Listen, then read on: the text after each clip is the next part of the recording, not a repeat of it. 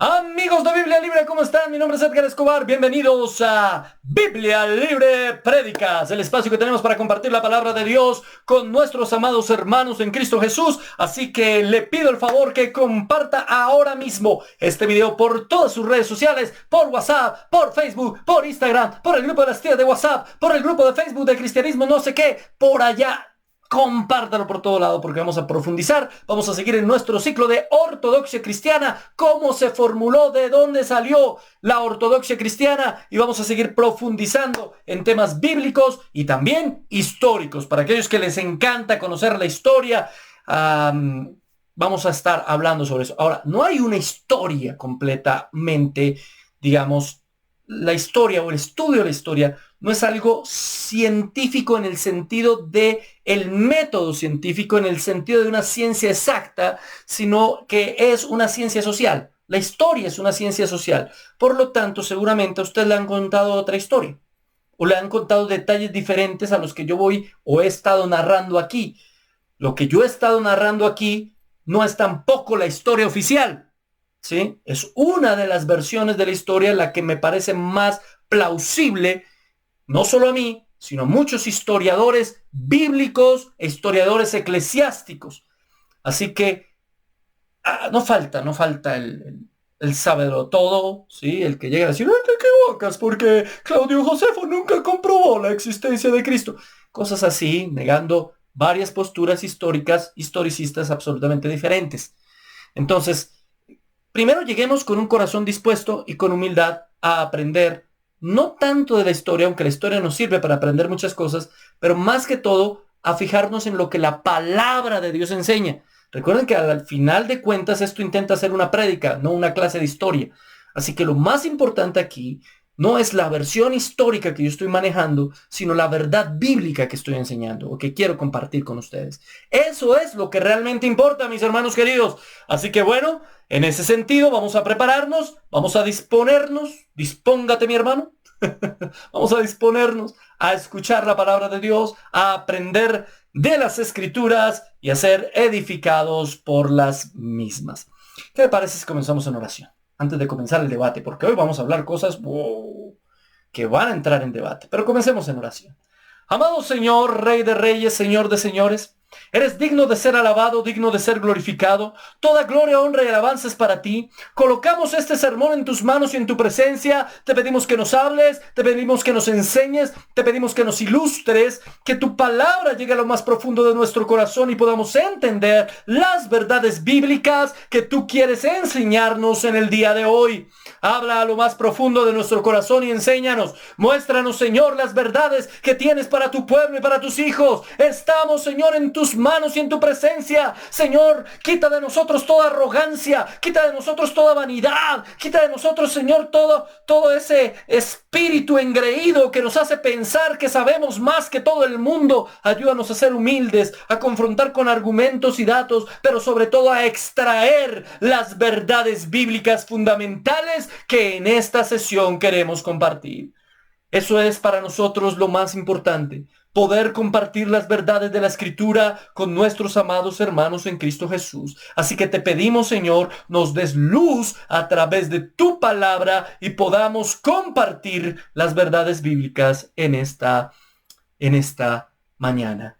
En el nombre del Padre, del Hijo y del Espíritu Santo. Amén y amén. Gracias, mis hermanos. ¿Ya compartieron el video? ¿Ya le dieron a la campanita? ¿Ya hicieron un comentario para que rote más el video por YouTube? Hágalo ahora mismo. Y únase también ahí en el botón unirse si quiere aprender cada vez más de la palabra del Señor. Gracias por estar con nosotros. Mis hermanos, hoy vamos a tocar varios temas bien polémicos. Heriremos sensibilidades. Discúlpeme. Yo tengo que tomar una postura, una posición sobre varios temas. Y tengo que hacerlo aquí. Así que si usted se siente ofendido, mi propósito no es ofenderlo. No es ese.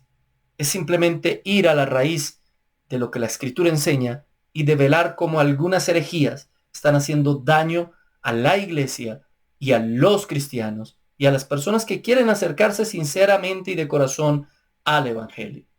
Así que puede que usted no opine igual que yo. Respeto su postura, respeto su posición, pero yo quiero predicar una ortodoxia cristiana, lo que todos los cristianos hemos creído en todas las épocas y en todos los tiempos. Hemos estado viendo varias etapas de este proceso. Vimos a los apóstoles, la etapa apostólica, como ellos tuvieron la revelación directa y la escribieron en la Biblia. Luego vemos la interpretación de esos textos en la etapa de los padres apostólicos, discípulos de los discípulos, que van a interpretar los textos de los discípulos y que escribieron muchos textos también. La mayoría de ellos muy buenos, con muy pocos errores. Luego llegamos al periodo apologista, y en este periodo de los padres apologistas vemos que ya comienzan a haber dificultades interpretativas y comienzan a surgir herejías incluso dentro de la misma iglesia. Y eso es lo que vamos a ver hoy, cómo muchas de estas herejías surgieron dentro de la misma iglesia. Herejías internas. Como dijimos en la clase anterior, las herejías, no hay herejías nuevas, las herejías se repiten una y otra vez. Y vamos a seguir evidenciando esto, vamos a seguir argumentando esto de que no hay herejías nuevas, sino que se repiten nuevamente. Y se repiten porque no conocemos la historia de la iglesia, porque no conocemos la lucha de los primeros cristianos en contra de esas herejías que ya surgían en el cristianismo primitivo y en el cristianismo del primero y segundo siglo. Vimos cómo también hubo un fuerte ataque de parte de los filósofos de su época en contra del pensamiento cristiano. Y cómo se levantaron hombres de Dios para debatir eso, y cómo eso se asemeja mucho a lo que hoy vemos, a las nuevas filosofías y vanas teorías que intentan aplacar el cristianismo y develarlo como una mentira. Pero vimos bíblicamente cómo la sabiduría del mundo es absolutamente diferente al conocimiento divino, al conocimiento del Señor. Pero en una segunda instancia, en un segundo peligro que comienza a vivir el pueblo del Señor, en aquel entonces, estoy hablando del segundo siglo de la era cristiana, encontramos las tergiversaciones dentro de la iglesia. No solamente había un ataque externo de parte de filósofos seculares, sino comenzaron a haber tergiversaciones cristianas dentro de la iglesia, herejías que surgen en el seno de la sana doctrina. Ya había sucedido incluso en la época de los apóstoles, es decir, el Señor lo había profetizado. No hay nada nuevo o sorpresivo en esto. No hay nada para qué asustarse siquiera. Es parte del plan de Dios. La herejía es parte del plan de Dios y nos obliga a nosotros a estudiar más la palabra. Y dentro de estas tergiversaciones, mis hermanos amados, queridos, podemos encontrar las tergiversaciones judías. Tergiversaciones judías, lo que nosotros denominamos los judaizantes. Lo que Pablo atacó en el libro de Gálatas completito en contra de estas herejías. Hablamos de algunas de ellas y luego miremos bíblicamente a qué se refiere. En primer lugar, tenemos que hablar de los ebionitas. Los ebionitas, esa palabra ebión, significa, viene del hebreo, y significa algo así como pobre. Los pobres. Los ebionistas realmente eran un grupo de judíos, era una secta judía que después del año 70 y de la desaparición del pueblo van a hacerse parte, según ellos, de la cristiandad. Sin embargo, ellos mantenían muchas de sus prácticas, muchos de sus rituales judíos y van a tergiversar lo que realmente era el cristianismo, y van a durar hasta el siglo V después de Cristo. Y van a resurgir ahorita, y ya voy a comprobarlo. Entonces era una secta judía que se une al cristianismo en el año 70. Según ellos, Jesús era hijo de José, no del Espíritu Santo. Jesús no nació de María Virgen, no. Jesús sí era el Mesías, pero nació de forma natural, según los ebionitas, entre José y María. Ya ahí está escuchando usted cosas que seguramente muchas sectas hoy en día predican. Además dicen que aunque Jesús era el Mesías, no era Dios, no tenía una naturaleza divina, no puede compararse con Dios, pero sí recibió parte de esa naturaleza divina, recibió el poder divino en el bautismo. Cuando el Espíritu Santo vino en forma como de paloma sobre Jesús, Jesús entonces fue poseedor ahí, solo desde ahí, según los ebionitas, de la naturaleza divina. Y cuando es llevado a la cruz y dice, Padre, perdón, no, eso no. Cuando dice, Padre, ¿por qué me has abandonado? Eloi, Eloi, lama sabactani. Padre mío, Padre, ¿por qué me has desamparado? Cuando dice eso es porque esa naturaleza divina que el Espíritu Santo había traído se le fue. Y él murió como un hombre cualquiera. Y luego resucitó por el poder de Dios, no de él mismo. ¿Se da cuenta cómo comienzan a tergiversar las cosas? Siempre que usted escuche a alguien que baje de nivel a Jesús, que lo baje del nivel de Dios, secta, inmediatamente. Eso ya no es ortodoxia. Comencemos por ahí. Juan 1:1, en el principio era el verbo, y el verbo era con Dios, y el verbo era Dios. Todo el Evangelio según San Juan nos intenta demostrar la deidad de Cristo. Todo el Evangelio de Juan. En cada detalle del Evangelio de Juan. En cada yo soy del Evangelio de Juan. En cada acto de su muerte y crucifixión, Juan intenta demostrar que Jesucristo es Dios. Por no hablarles de Pablo, de Pedro y los demás. Jesucristo es Dios. Cualquiera que diga lo contrario, no es cristiano. Ellos mantienen el cumplimiento de la ley judía. ¿Me está recordando algo esto? Las 7 fiestas de Israel, siguen practicando las 7 fiestas de Israel, siguen practicando el diezmo al estilo de el Antiguo Testamento, siguen practicando todas estas costumbres judías. Y piensan que Pablo es un hereje. Por eso ellos no aceptaban las cartas paulinas. Recuerden que estamos hablando de que todavía no hay canon. Todavía no hay una Biblia como la que usted y yo tenemos hoy. No existía esa Biblia. Ellos no tienen el canon. Ellos lo único que tienen son los escritos que están rotando por ahí de los apóstoles, y uno de los escritos tal vez más populares y que más se repartían eran los de Pablo, pero ellos van a decir, no, Pablo no entendió nada. Pablo es un traidor. Un traidor. Jesús fue a confirmar el judaísmo y a continuar el judaísmo. Jesús nació judío y murió judío, y no tenemos por qué nosotros rechazar nuestra fe y nuestra religión. Cualquier parecido con la realidad de hoy. Y por ende negaban, como ya lo dije, la divinidad de Cristo. Podríamos hablar muchísimo más de este grupo, solamente quise extraer las cosas fundamentales. Hubo un grupo muy parecido a ellos, se llamaban los nazarenos. Los nazarenos, no confundir con la iglesia el nazareno, no son cosas diferentes. Pero sí se puede confundir con un movimiento hoy en día que se llaman los nazarenos, que vienen de estos y piensan básicamente lo mismo. ¿Sí? Ellos eran cristianos de etnia judía. Solo usaban el Evangelio de Mateo y las epístolas de Pablo. Ellos no usaban el Evangelio de Juan, no usaban el Evangelio de Marcos ni de Lucas. Ellos decían, el único evangelio inspirado es el Evangelio de Mateo. ¿Por qué? Porque fue el primer evangelio que obtuvieron en hebreo. Ahora, ¿fue escrito Mateo en hebreo o fue escrito en griego? Sabemos que todos los demás libros del Nuevo Testamento fueron escritos en griego. Hay gente que intenta poner eso en duda.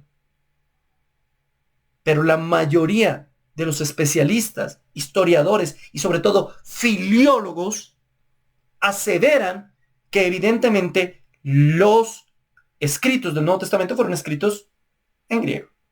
Porque era el idioma universal. Porque querían llegar a todas las naciones. Si yo quiero llegar hoy a todas partes del mundo, no voy a escribir en español. Me es más conveniente escribir en inglés. Pero ellos, que eran humildes pescadores, no sabían griego. ¿Seguro? Sabemos que ellos hablaban arameo. Y eso indica que es posible,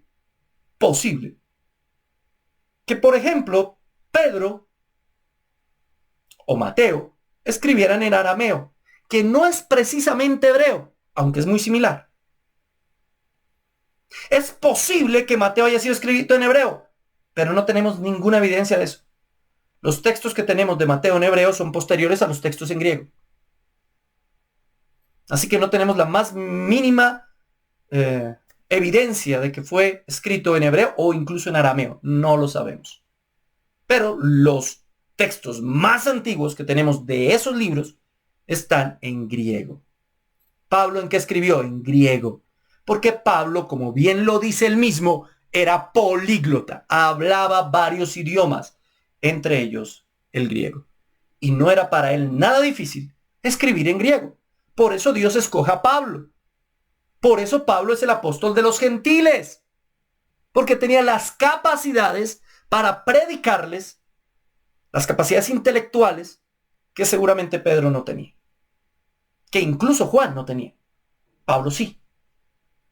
Y la mayor parte del Nuevo Testamento, ¿quién la escribió? Pablo. Muy bien. Entonces, ellos sí usan a Pablo, a diferencia de los ebionitas. No son tan radicales. Pero, digamos, también son judaizantes. Mientras los ebionitas veían al cristianismo como una continuación del judaísmo, los nazarenos no lo veían tan así. Veían al cristianismo más bien como una reinterpretación del judaísmo. Y eso hace que además cometan graves herejías. Niegan el nombre de Jesús por ser helénico. No, el nombre de Jesús, eso de Joshua, de Jesús. No sé cómo se dice en griego. Dios. Ahora se los leo. Ese nombre es helénico, es griego. No, hay que decirle Yeshua. Yeshua HaMashiach. Jesús el Mesías. Y ya vamos a ir a eso. Ya vamos a explicar un poquito de eso. Entonces ellos ya no hablan de Jesús. Pero estoy hablando del siglo II. ¿Y por qué se oponen a eso? Pues porque mucha gente lo decía en griego. Básicamente todos. Decían el nombre del Señor en griego. Porque los textos estaban en griego. Y ellos se van a oponer. Son los primeros en oponerse a eso. En segundo lugar, se considera el verdadero pueblo de Israel, aunque no necesariamente eran israelitas ortodoxos.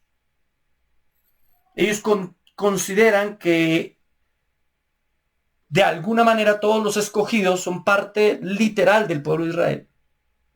Algunos de ellos sí lo eran, otros no.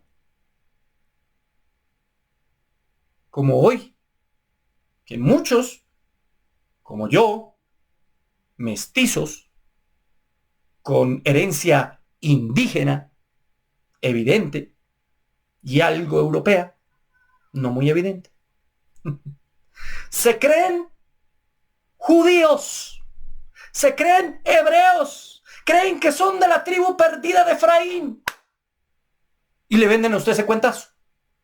Si tú eres escogido, si tú crees en Jesucristo, es porque tú eres también judío de nacimiento. ¿Cuántos judíos sefarditas no hay aquí? Lo irónico del asunto es eso, ¿no? Los latinoamericanos, gran parte de nosotros latinoamericanos, sí tenemos algo en nuestros genes de sangre judía sefardí. Pero no por eso somos judíos. Ya voy a mirar quién es realmente israelita. Y ellos ven la pobreza como una forma de vida, una manera de vivir. ¿Sí? Son ascetas. Ya voy a explicar también qué es eso. También en tercer lugar tenemos a los elquesaitas. Ya iban más allá. Eran también judaizantes, también querían mezclar el judaísmo con el cristianismo, pero creían que Jesús era un espíritu elevado, no Dios. Fue un hombre que llegó a un nivel de conocimiento superior, elevado a todos nosotros, pero tampoco Dios, tampoco. Le bajan a Jesús. Además eran muy mágicos, astrólogos, cabalísticos, y andaban haciendo cuentas con la gematría. Para quienes no saben qué es la gematría, es una forma interpretativa del texto bíblico, otorgándole a cada letra un número. Entonces, los números son letras y las letras son números, y todos los números que aparezcan en la Biblia tienen un simbolismo, un significado profético. De ahí salen los calculistas modernos, los que andan calculando la segunda venida de Cristo con fechas, días, meses, años, a punta de gematría. Pero la Iglesia Ortodoxa nunca, escúcheme bien, aunque entendemos que los números tienen un simbolismo bíblico, al mismo tiempo no podemos compartir una interpretación desde la gematría del texto bíblico, porque esa interpretación es más cabalística que ortodoxa. El texto lo tenemos que interpretar como texto. El texto bíblico lo tenemos que interpretar como lo que es: un escrito con letras hebreas, griegas y arameas, pero finalmente letras. Más allá de que para los judíos cada letra tuviese su propio número, hacer una interpretación así es meramente especulativa y puedo inventarme cualquier cantidad de mentiras y de tonterías. Perdonen. Entonces, a diferencia de los nazarenos o de los ebionitas, los elquesaitas eran más místicos, mágicos, cabalísticos. También eso lo vemos hoy en día. Surgen muchas sectas así. De estos grupos judaizantes surgen los carpocracianos y los cerintianos, también otros grupos posteriores y judaizantes. Durante toda la historia han surgido grupos judaizantes. Eso no es nuevo. Repito, no hay herejía nueva. Hoy en día también tenemos grupos que surgen de ahí, grupos judaizantes. Pero Colosenses capítulo 2, 16 al 17 dice: por tanto, nadie os juzgue en comida o en bebida, o en cuanto a día de fiesta, luna nueva o días de reposo, todo lo cual es sombra de lo que ha de venir, pero el cuerpo es de Cristo.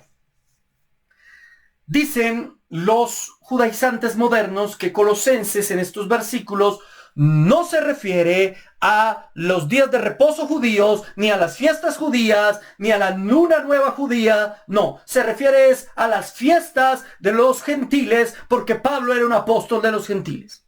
Sin embargo, no puedo estar de acuerdo con esa interpretación bíblica, porque todas, absolutamente todas las cartas universales llegaban primero a manos de judíos. Es que Pablo en ningún momento en el texto hace una acepción. Nunca está diciendo esto específicamente para hablar de los que tienen fiestas gentiles o días de reposo gentiles. No. En primer lugar, aunque Pablo era el apóstol de los gentiles, la carta a los colosenses era un texto dirigido a judíos que vivían en Colosas. Claro, también había gentiles que se convirtieron al cristianismo. Pero siempre los textos iban enfocados a los grupos que habían migrado, a judíos que vivían en esas regiones. El judío al leer eso lo que estaba entendiendo era sus días de reposo, sus fiestas, ¿entiendes? Sus lunas. Estaban hablando Pablo de sus tradiciones como judíos, no de los gentiles. Perdóneme, pero no puedo estar de acuerdo con eso. Y Pablo lo que está diciendo aquí en este texto de Colosenses es que no podemos colocar una forma de juzgar a los demás por tradiciones que hacían parte del judaísmo. Hoy muchos de estos judaizantes quieren que guardemos el sábado como día de reposo al estilo de cómo lo guardaban los judíos en la ley. Y afirman que el día de reposo es anterior a la ley. Pero la ley del día de reposo es en la ley. Que reposar el Señor, que hubiese un reposo allí, no implica que eso fuera una ley, como sí lo fue desde Moisés. Y aquí podría hacer una predicación completa alrededor del día de reposo. Completa. No voy a hacer eso. Si quieres saber qué opino del día de reposo, vaya a mi video en Biblia Libre, donde hablo del día de reposo. Si es necesario guardar el sábado o el Shabbat, cosa que no es lo mismo. Una cosa es el Shabbat y otra cosa es el sábado. Que el Shabbat cayera en sábado no quiere decir que todos los Shabbat fueran sábados. Eso es otra cosa que hay que saber. Habían fiestas de reposo especiales que no necesariamente eran sábado, por ejemplo. Pero vemos que después de la resurrección de Cristo, los primeros cristianos, nos dice la escritura misma, se reunían el primer día de la semana a glorificar al Señor. Y como existía el templo Y como existían las sinagogas, ellos seguían predicando y asistían a esos lugares el sábado, pero al mismo tiempo el domingo se reunían a glorificar al Señor. Porque esto además tiene un enorme simbolismo. En el antiguo pacto era el último día de la semana en donde se rendía homenaje al Señor. En el nuevo pacto es el primer día de la semana. Él es la primicia, es la primavera, es el nuevo amanecer en el que le glorificamos. Le damos el primer lugar, no el último. Y ahí podría yo seguir argumentando con más cosas. Pero históricamente, los cristianos se comenzaron a reunir el domingo. Ahora usted quiere reunirse el sábado, reúnase el sábado. O sea, eso en sí mismo no es ortodoxia. Que yo no esté de acuerdo, eso no quiere decir que quienes guardan el sábado por guardar el sábado son herejes. No, no. No, porque ese no es un tema fundamental de fe. Yo no me voy a salvar por el sábado o por el domingo. ¿Qué es lo que dice Pablo precisamente aquí? Nadie los juzgue por sus días de fiesta o sus días de reposo. No, eso no es un tema fundamental de fe. Eso es lo que está diciendo Pablo. Y esto va también para los hermanos que comparten mi postura, pero que al mismo tiempo son radicales, juzgando a aquellos que guardan el sábado. Si quiere guardar el sábado, guárdelo. Pero no me condene a mí porque no lo guardo. Así como yo no lo condeno a usted porque lo guarda. Porque nadie os juzgue por vuestros días de reposo. ¿Qué hacemos? Eso es lo que el texto nos enseña. Ahora bien, mis hermanos queridos, hoy en día hay muchos movimientos judaizantes. El movimiento israelita nazareno, hoy, muy parecido a los nazarenos de aquella época. Los adventistas del séptimo día, también son judaizantes. La Iglesia Universal del Reino de Dios, pare de sufrir, no nació como una iglesia judaizante, nació como una iglesia pentecostal, pero con el paso de los siglos se han vuelto tan judaizantes que su templo más grande allá en Brasil es una réplica casi exacta del templo de Salomón. Y llevan el arca del pacto de oro y todo el asunto. Y se ponen los líderes la kippah, ¿sí? Y la kippah va a aparecer siglos después. Los judíos en la época de Jesús y en la época del templo y en la época del arca del pacto no usaban kippah. Eso no existía. Pero esto se lo ponen y se ponen el manto y algunos vestiduras sacerdotales. Todas esas cosas hacen, ¿sí?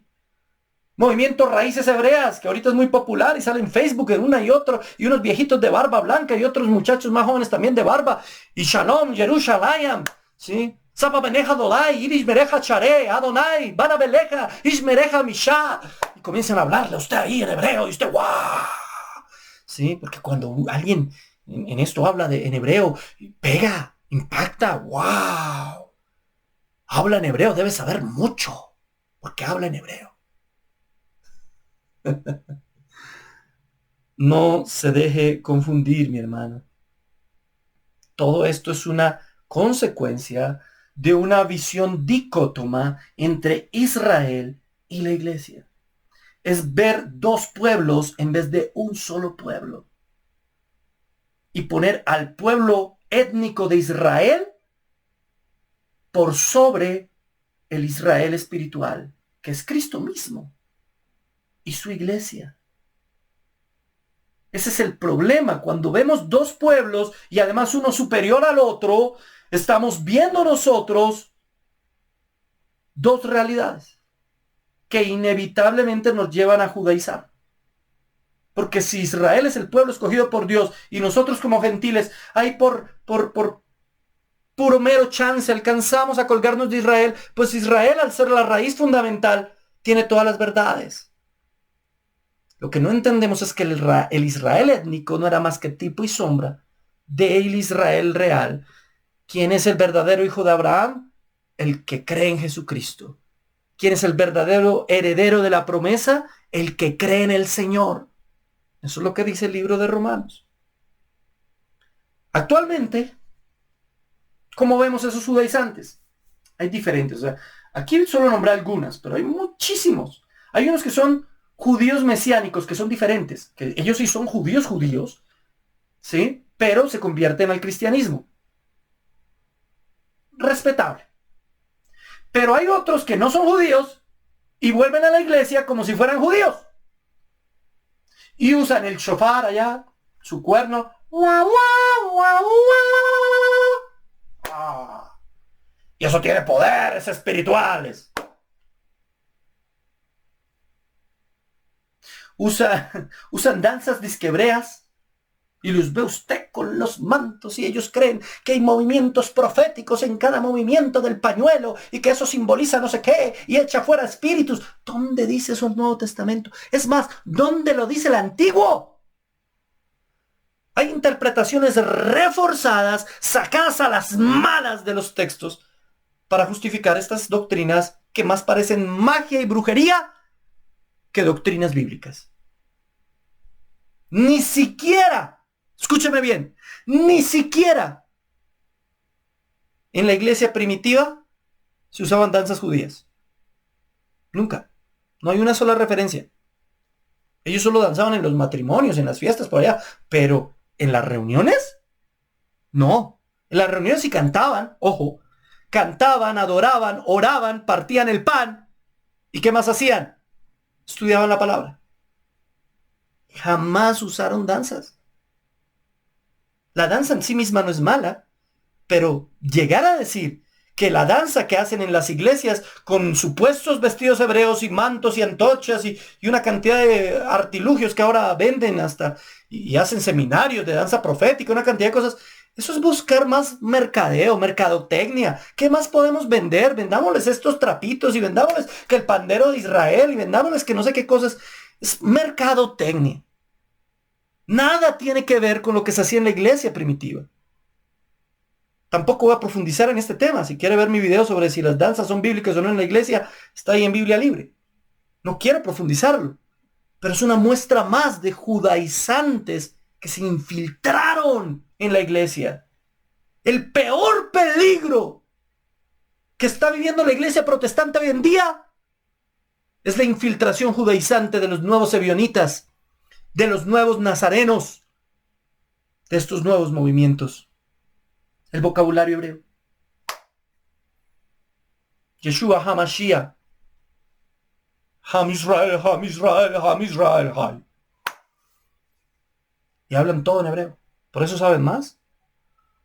No. Como dije anteriormente, el Nuevo Testamento fue escrito en griego. El nombre del Señor está en griego. Y lo pronunciaban en griego, no en hebreo. Y Pablo escribió el nombre del Señor en griego. Porque los escribas que copiaron los textos de Pablo, que evidentemente eran textos escritos en griego, lo hicieron exactamente igual porque no querían perder la naturalidad del texto de Pablo. Así que lo escribieron en griego y lo usaban en griego. Y alguien me dirá, es que los nombres no tienen traducción. ¿Seguro? Eso es el cuentazo que a nosotros nos vendieron durante mucho tiempo. Pero es que la Biblia dice que su nombre es sobre todo nombre que se nombra. Sí, claro. Y es que es en hebreo. ¿Dios habla ese hebreo? ¿Será que si usted le habla a Jesús y le dice Jesucito, Jesús, bueno, Jesucito no, Jesús. Jesús. Jesús está allá en el cielo y dice, no, me está confundiendo porque yo me llamo Yeshua. Yo no me llamo Jesús. ¿A quién le estará orando? No, yo no escucho esa oración porque no está diciendo mi nombre como es. Yo soy Yeshua, Yeshua HaMashiach. O Yeshua, que no sabe ni siquiera dónde es el acento. ¿Sí? Dios allá, a mí dígame Yahweh, no Jehová. Yahweh es mi nombre. Yo no quiero confundirme. ¿Será que Dios está ya confundidísimo y no sabe quién es? Tiene un problema de identidad ya. ¿Cómo humanizamos las cosas? No humanicemos estos conceptos. Y no quiero que se pongan a pelear ahorita ahí, a escribir y polémicas que para nada aprovechen. Si alguien opina diferente, respetable. Si alguien quiere decirle a Jesús Yeshua, dígale. No hay problema, por mí no hay problema. Eso no es una herejía. No es una herejía. Pero no diga que los que decimos Jesús estamos siendo herejes. Dígale como usted quiera. Yeshua o Jesús. Jesus Christ. Es que mis hermanos norteamericanos o los que hablan inglés que dicen Jesus, entonces están hablando de otro porque yo digo Jesús. No. Cuando habla de su nombre, está hablando de su persona, de quién es Él, del Cristo de la Biblia. Somos sus representantes en la tierra. Pero meternos en discusiones bizantinas, innecesarias y absurdas que dividen sobre si se dice Yeshua o Jesús, ¿para qué? ¿Para qué? Es perder el tiempo, eso ni siquiera es ortodoxia. ¿Me hago entender? Acá estamos todo el tiempo diferenciando entre lo ortodoxo y lo no ortodoxo. Algo que daña la ortodoxia es mezclar todo el judaísmo con el cristianismo. Pero decirle Yeshua o Jesús, Él sabe exactamente, Él conoce tu corazón, las intenciones de tu corazón. Él sabe qué es lo que tú estás diciendo y a quién le estás hablando. Él no se va a confundir. Las fiestas de Israel, usar el menorá, el arca del pacto, practicar la ley ceremonial, el arrianismo a veces. Es decir, creer que Jesús no es Dios. Todas esas cosas se han infiltrado, se han metido de a poco. Es un cáncer en la iglesia. ¿Y por qué digo que es un cáncer? Porque bueno, cuando tú dices, bueno, solamente en mi iglesia todo lo demás no lo hacemos, pero sí decimos el Yeshua. Bueno, no importa. Pero cuando ves todas estas cosas metiéndose sutilmente en la iglesia, todas, entonces ya no hay cruces sino menorá. Candelabro de 7 brazos ahí. Y en algunas incluso predican que su pastor no está autorizado para predicar la palabra, sino si no se vuelve judío, básicamente. Si no sabe hebreo, si no conoce las tradiciones judías, entonces ya no puede predicar. Mentira. Mentira. Los primeros cristianos, la mayoría de los grandes primeros cristianos, estuvieron incluso muy alejados de esas culturas o de esas tradiciones culturales judías, y aún así fueron grandes predicadores del Señor. Y no la practicaba. Si no mira a Timoteo, si no mira a Lucas, ellos no fueron judíos. ¿Y qué? Por eso podemos decir que tuvieron que asumir las tradiciones judías. No, no hay ninguna evidencia de que lo hayan hecho. Ahora, la palabra del Señor nos guía alrededor de eso. Todo esto ya lo hablé. Entonces, hablar en hebreo no te hace más espiritual, tampoco es pecado. El Nuevo Testamento es escrito en griego y ninguno de sus escritores se preocupó por escribir Yeshua, sino Yesú o Yesú. Finalmente, creen en un cristianismo con salvación por obras. Y ese es el principal problema de los judaizantes. Que al final del día, te predican un cristianismo por obras. Porque si tú no practicas lo que a Israel se le ordenó practicar, entonces no te salvas. Entonces a la final mi cristianismo es por obras. ¿Me entiende? Y en eso, ahí sí hay una doctrina ortodoxa. Ahí sí hay un problema gravísimo. No, señores, es que no es por obra, es por fe. Y es que todas esas cosas, las 7 fiestas judías, las tradiciones judaicas, el templo, absolutamente todo era tipo y sombra de lo que Jesús vino a hacer. Era una manera de explicar tanto a judíos como a gentiles el propósito de Cristo en el mundo. Era nuestro ayo. La ley fue nuestro ayo, nuestra guía a Cristo. Gálatas 4:21 al 26 dice: Decidme los que queréis estar bajo la ley, ¿no habéis oído la ley? Porque está escrito que Abraham tuvo 2 hijos, uno de la esclava, el otro de la libre. Pero el de la esclava nació según la carne, mas el de la libre por la promesa, lo cual es una alegoría. Miren cómo... Esto es increíble. La historia de Abraham es anterior a la ley. Y sin embargo, Pablo está tomando la historia de Abraham para explicarles que desde Abraham todo lo que está sucediendo es una alegoría a lo que había de venir. Es tipo y sombra de Jesucristo y de la obra redentora. Y está diciendo el apóstol: pero El de la esclava nació según la carne, más el de la libre por la promesa, lo cual es una alegoría, pues estas mujeres son los dos pactos. El uno proviene del monte Sinaí, el cual da hijos para esclavitud. Agar, el pacto de la ley, esclavitud, la ley te esclaviza. Es una alegoría. No porque yo lo diga, lo dice Pablo. Porque Agar es el monte Sinaí en Arabia y corresponde a la Jerusalén actual, pues está junto con sus hijos, está en esclavitud. Mas la Jerusalén de arriba, la cual es madre de todos nosotros, es libre. Mire, Jerusalén misma no importa. Jerusalén misma es solo tipo y sombra del pueblo de Dios, de la Jerusalén espiritual, la que realmente es libre, mientras la Jerusalén terrenal es esclava. ¿Me entiende? Agar es eso. Ahora, Efesios capítulo 2, verso 12 al 22. Tengo necesariamente que leerlo. Lo iba a dejar ahí. Pero si lo dejo ahí, voy a dejar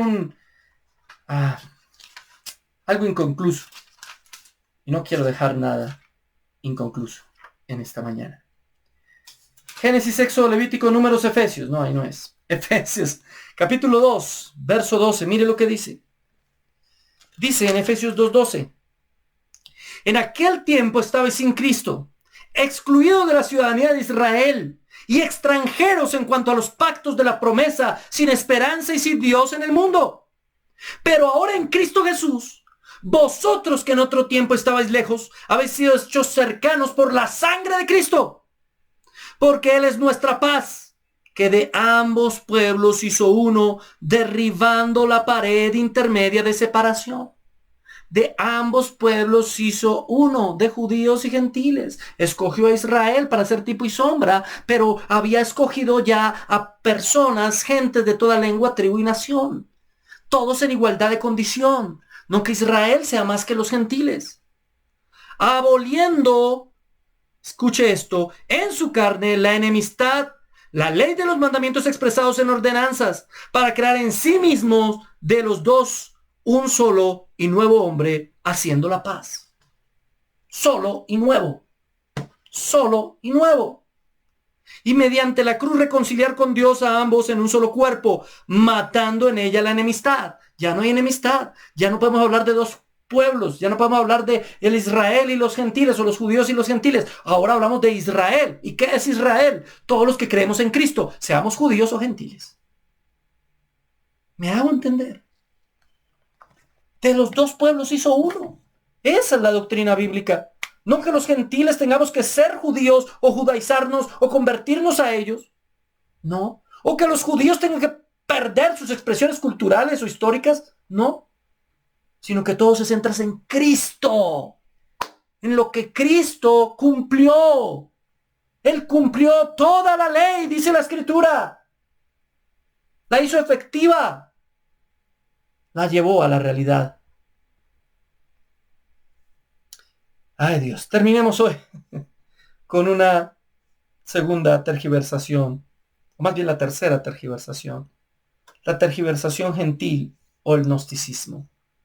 Entonces, tenemos una primera tergiversación, y la primera tergiversación es la tergiversación filosófica. La segunda tergiversación es una tergiversación judaizante.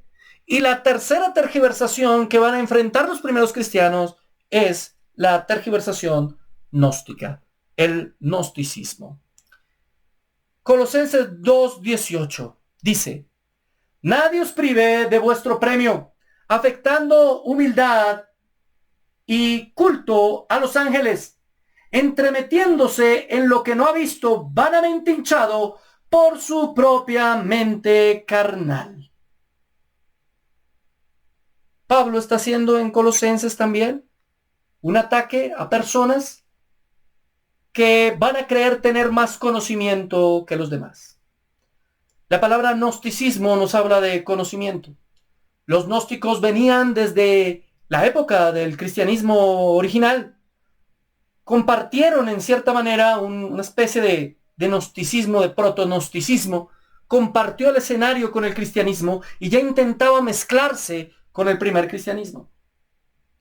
Sin embargo, en el segundo siglo, a partir de esta época, estos sabios, estos autodenominados poseedores del conocimiento, ¿sí? Van a mezclarse con el cristianismo y van a hacerse pasar por cristianos, se van a infiltrar en la iglesia. Ahí es donde Pablo hace, precisamente previendo esto, Pablo hace la advertencia: nadie os prive de vuestro premio, afectando humildad y culto a los ángeles o a los seres espirituales. ¿Por qué hace esa apreciación? Porque para los gnósticos el espíritu es sublime, bello, poderoso y maravilloso, mientras la carne es pecaminosa, débil y malvada.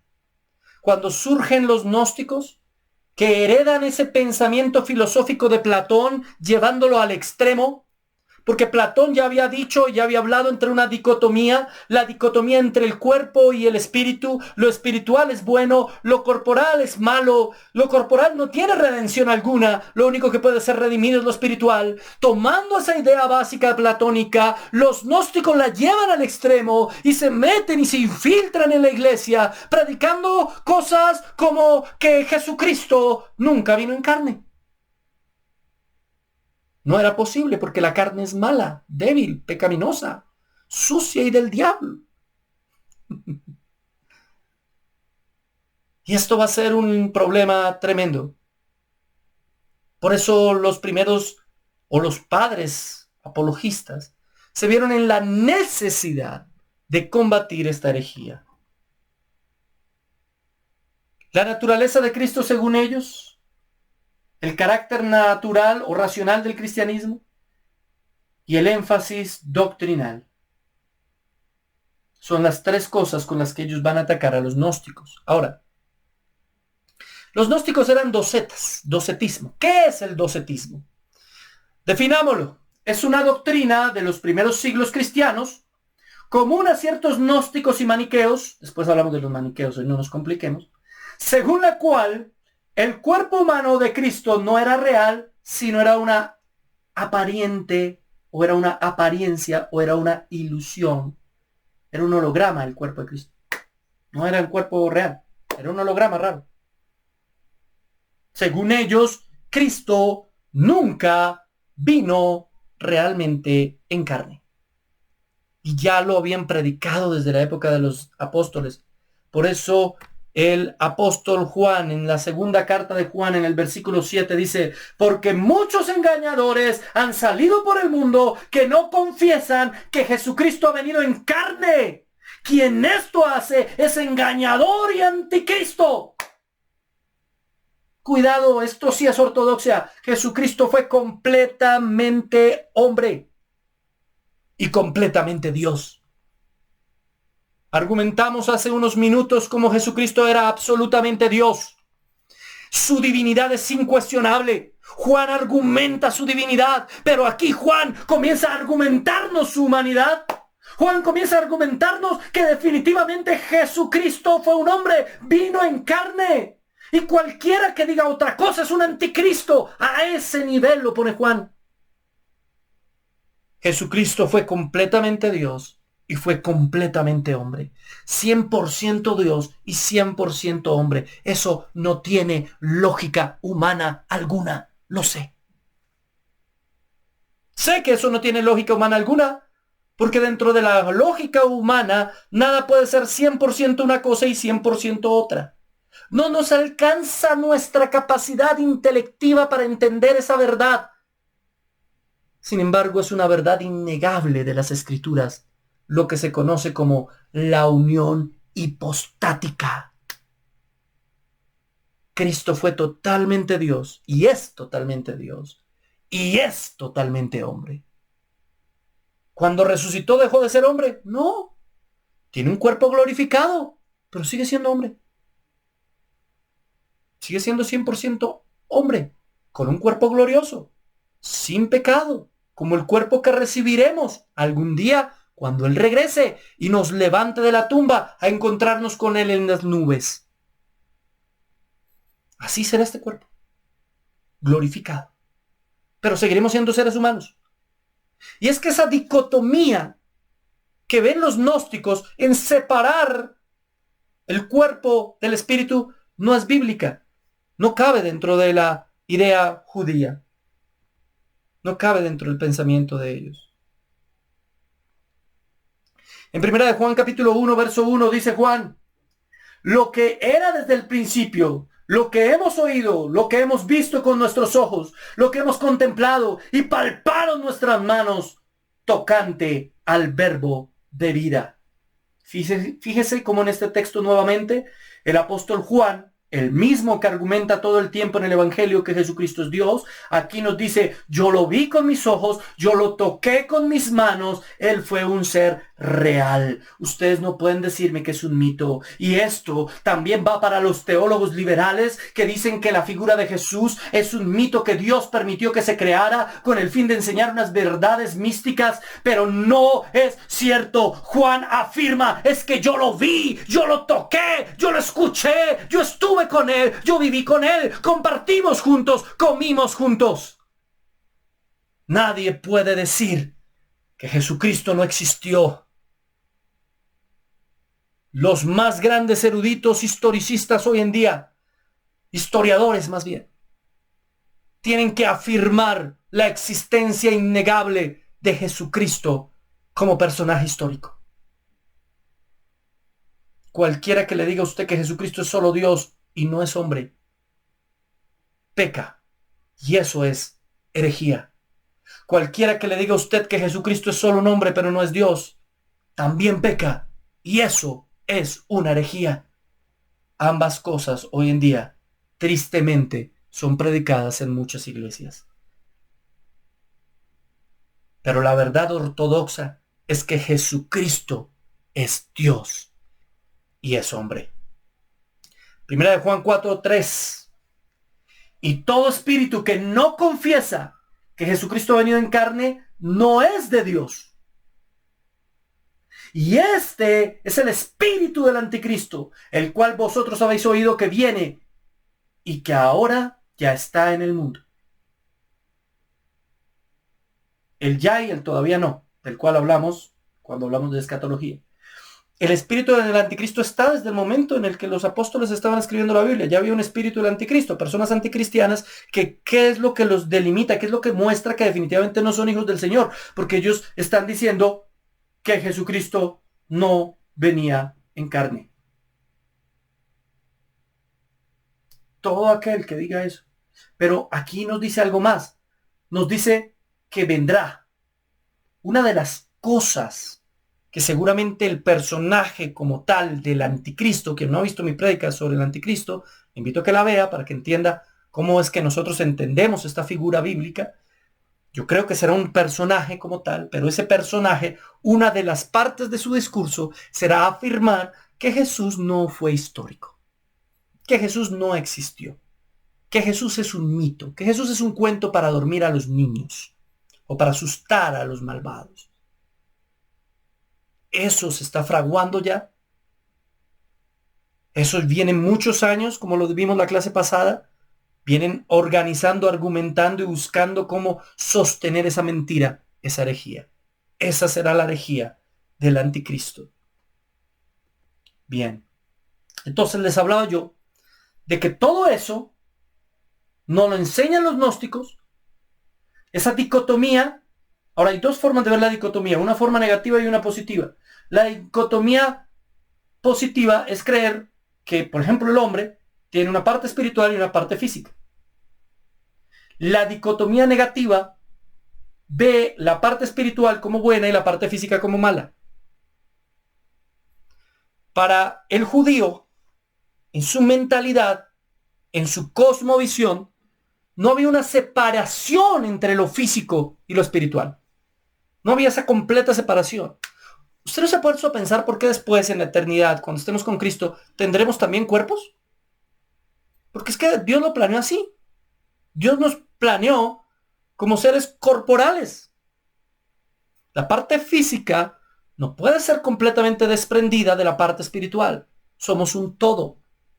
Cuando Adán y Eva caen, lo que el Señor les había dicho es que iban a morir. Pero vemos que físicamente no mueren. ¿Cómo mueren? Espiritualmente. Se separaron del Padre. Hay una muerte espiritual que va a acarrear finalmente una muerte física también. ¿Me hago entender? Por eso para los judíos, cuando hablaban muchas veces sobre el alma y usan ese término de alma, se están refiriendo no solamente a la parte incorpórea del ser humano, sino también a la parte física. Mientras para los gnósticos y para Platón, la parte espiritual es buena y la parte física es mala, para el cristianismo, la parte espiritual está muerta y la parte física es mala. O sea, somos malos completitos. Y la única manera de que nuestro espíritu sea bueno es que vuelva a nacer. Porque estamos muertos en delitos y pecados. Y cuando creemos en Cristo, nuestra parte espiritual revive. Y eso hace que finalmente también nuestra parte física tenga garantizado un cuerpo glorioso y viva por la eternidad. Tendremos vida eterna. No solo espiritual, también física. En un cuerpo parecido a este, pero diferente. Un cuerpo glorificado. Miren cómo les estoy resumiendo una cantidad de doctrinas ortodoxas. Una cantidad de doctrinas ortodoxas aquí. Hoy en día hay muchas sectas que hablan del Espíritu de Cristo. No sé si usted lo ha escuchado. Y justificándose en eso del Espíritu de Cristo, dicen, el Jesús histórico fue solo una persona que tuvo el Espíritu de Cristo. Se llamó Jesús. Pero cuando muere Jesús, el Espíritu de Cristo, la parte espiritual de Cristo, va a pasar a otros. Por eso hay gente hoy en día que se autodenomina Cristo. Ellos se dicen ser Cristos, pero no ser Jesús. Y surgen sobre todo en Corea una mano de sectas.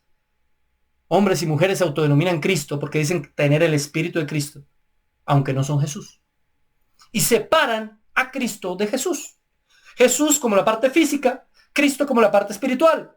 El mismo concepto gnóstico. Lo mismo que estos tipos predicaban desde el primer siglo. La misma herejía. No podés separar, y estoy hablando ya como argentino, a Cristo de Jesús. Él es Jesucristo. Tanto hombre como Dios. Por eso surgen todos estos que se autodenominan Cristos. Y Cristo ya lo sabía. Mateo capítulo 24. Vendrán muchos en mi nombre diciendo yo soy el Cristo. Y a muchos engañarán. No, Cristo solo hay uno. Jesús solo hay uno. Punto. Jesucristo. Jesucristo. En Latinoamérica surgió, desafortunadamente en Colombia, una nueva forma de gnosticismo, basada en el antiguo gnosticismo griego cristiano. Porque estos también hablan de Cristo. Pero lo van a mezclar con muchas otras cosas. Es una sopa. ¿Sí? Por allá a mediados del siglo XX, liderados por un señor que se llamaba Víctor Manuel Gómez, colombiano, que se cambió el nombre a Samael Aún Weor. Samael Aún Weor, qué nombre tan horrible. Espantoso eso. Porque recibió de un ángel que se llamaba Samael esa revelación, todas esas historias que nos inventan. Y ha revivido el gnosticismo. Después de la muerte de este señor con ese nombre tan feo, que debió haber, no sé, haberse puesto un nombre más chévere, pero no. Después de la muerte de este hombre, este movimiento gnóstico latinoamericano, que en su esencia, aunque es una mezcla con hinduismo y con otra cantidad de cosas, en su esencia también ve lo corporal como algo malo, ¿sí? Y pues, como es malo, ¿qué importa? Y lo espiritual como algo bueno. Eso implica la aceptación del pecado, ¿sí? Porque si lo carnal no tiene salvación, si lo único que se puede salvar es el espíritu, pues haga con la carne lo que le venga en gana. Esa es la idea de fondo. Pero ese movimiento que retoma esa idea de fondo se ha dividido y hoy existen múltiples agrupaciones gnósticas que le entregan a usted volantes que dice conócete a ti mismo y yo no me he presentado, mucho gusto, Edgar Escobar, un placer, mucho gusto, Edgar Escobar, qué bueno, yo me llamo igual, no me he conocido a mí mismo, conócete a ti mismo, usando la frase de Tales de Mileto que después retomó Sócrates. Conócete a ti mismo. Y le dan cursos gratis. Hacen algo parecido que los judaizantes. ¿Se han dado cuenta que los judaizantes dan cursos gratis de hebreo? ¿Del hebreo a la versión de ellos? Curso gratis de hebreo, estudia hebreo. Hasta en mis videos sale eso. Yo, Dios mío, ¿cómo hago para quitar eso? No puedo. Usted sabía que la Biblia fue escrita en hebreo. Aprenda hebreo con nosotros. Es el truquillo de ellos para después meterle sus falsas doctrinas. Pues el truquillo de ellos es vender su gnosticismo espiritualoide como una filosofía y después les venden su propia versión de Cristo. Lo triste es que algunos grupos neopentecostales están tomando ideas gnósticas, sobre todo una que se llama el ascetismo, que no fue exclusiva de los gnósticos, también los ebionitas eran ascéticos, por ejemplo. ¿Y qué es el ascetismo? Expliquémoslo. El ascetismo o asceta es una persona que busca de la perfección espiritual, vive en la renuncia de lo mundano y en la disciplina de las exigencias del cuerpo.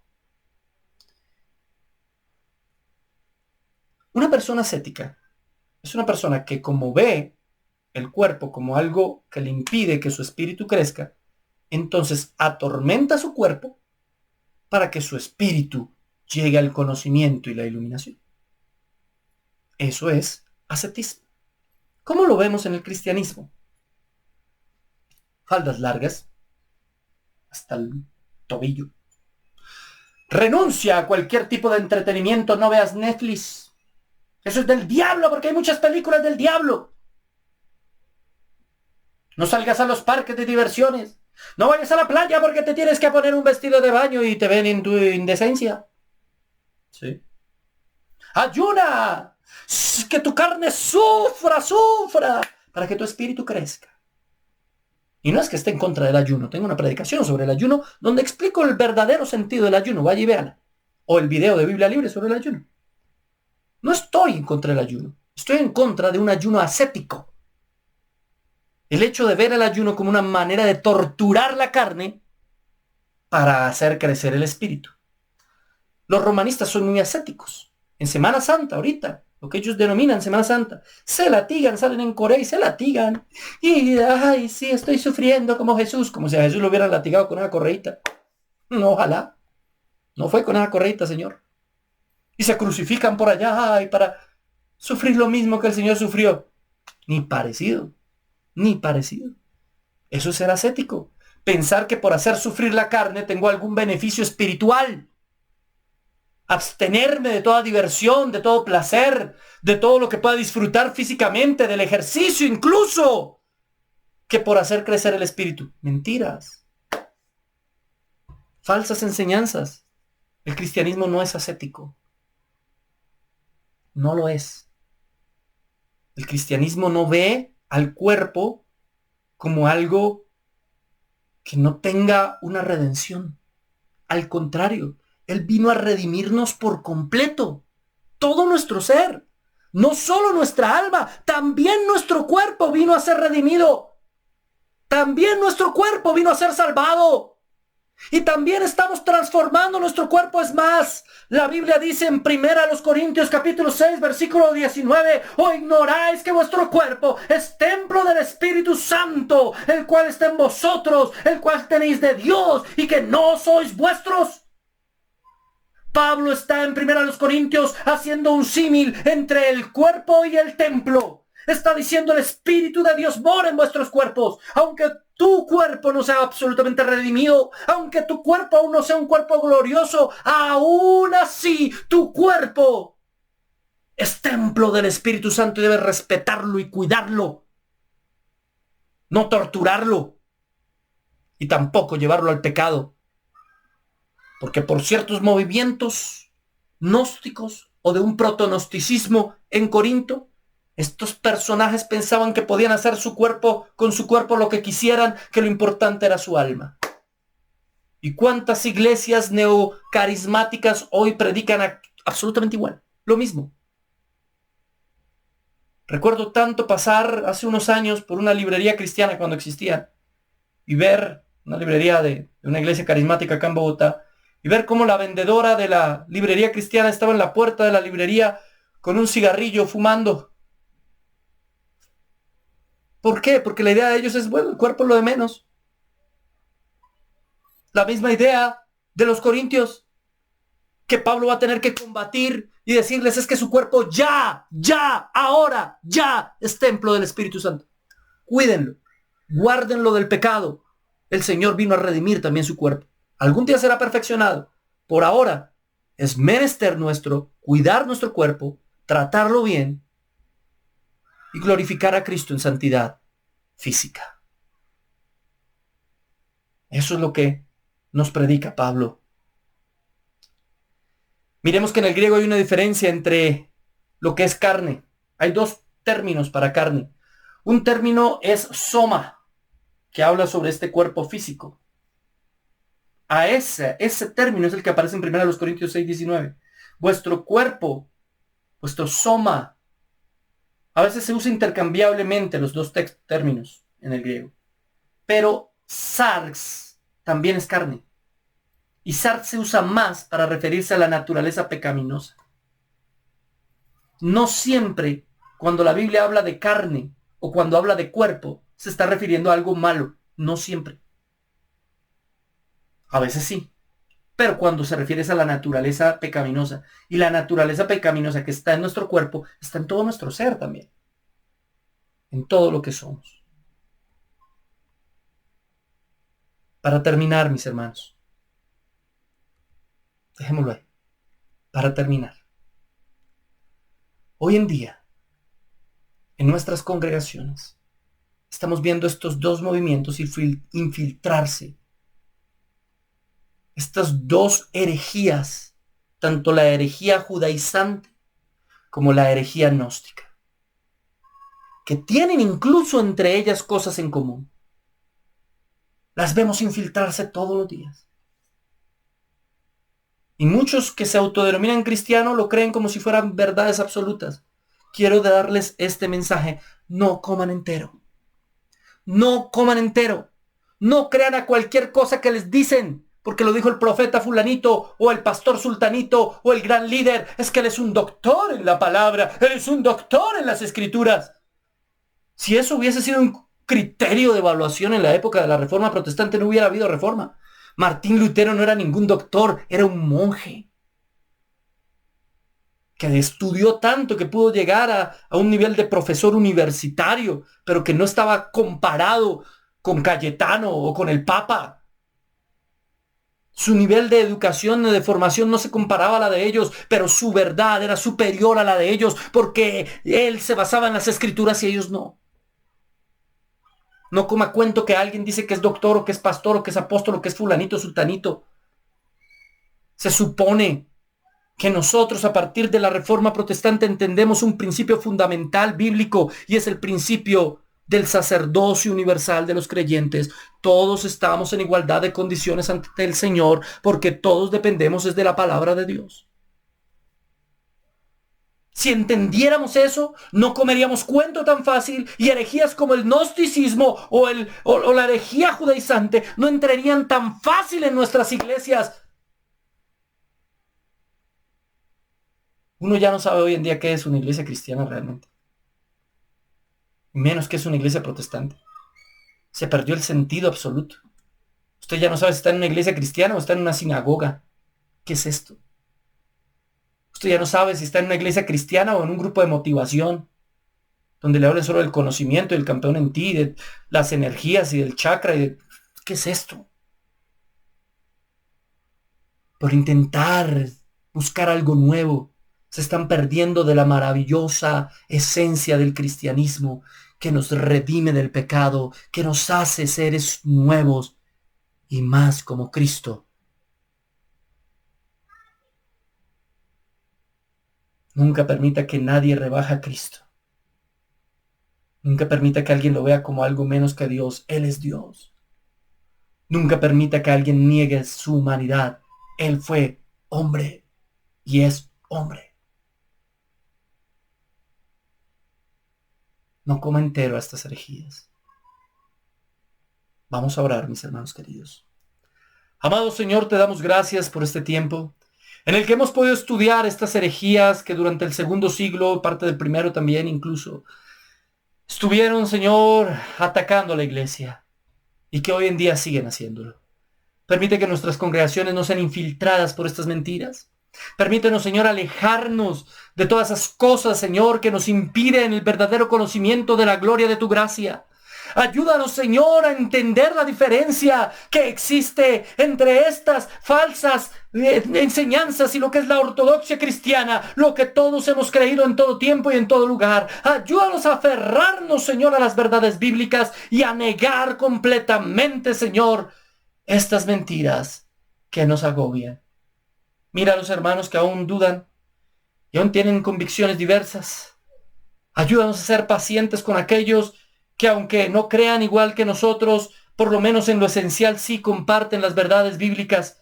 Ayúdanos, Señor, a no juzgar a nadie por día de reposo, por día de fiesta, o porque dicen Yeshua o Jesús.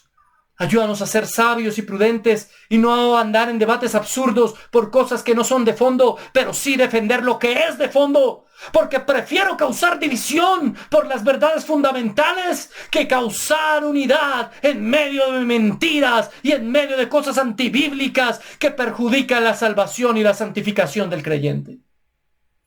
Ayúdanos, Señor, a entender la diferencia existente en estas profundas verdades. Te lo pido con todo el corazón, en el nombre del Padre, del Hijo y del Espíritu Santo. Amén y amén. Muchas gracias, mis hermanos, por habernos acompañado. Recuerden visitar nuestro canal Biblia Libre, compartir también este video por todas sus redes sociales, en Facebook, Instagram, WhatsApp, lo que sea. Recuerden que tenemos nuevos videos. Ahorita tenemos Noticiero de Biblia Libre, que va a estar espectacular. No se le olvide verlo y compartirlo también por todas sus redes. Comparta todos nuestros videos. No tendremos devocionales en nuestra página de Facebook esta semana, que es semana de descanso para muchos de nosotros. Voy a tomarme unas cortas vacaciones. Discúlpeme, porque es que también el reposo es un mandamiento. Entonces voy a tomarme unas cortas vacaciones, pero después volveremos. Y recuerde usted compartir y ver todos nuestros videos. Seguimos teniendo esta semana, muchos. Así que pendiente, compártalo, dale like, haga comentario bonito y suscríbase a nuestros canales. Dios los bendiga, Dios los guarde. Y gracias por estar con nosotros aquí en Biblia Libre.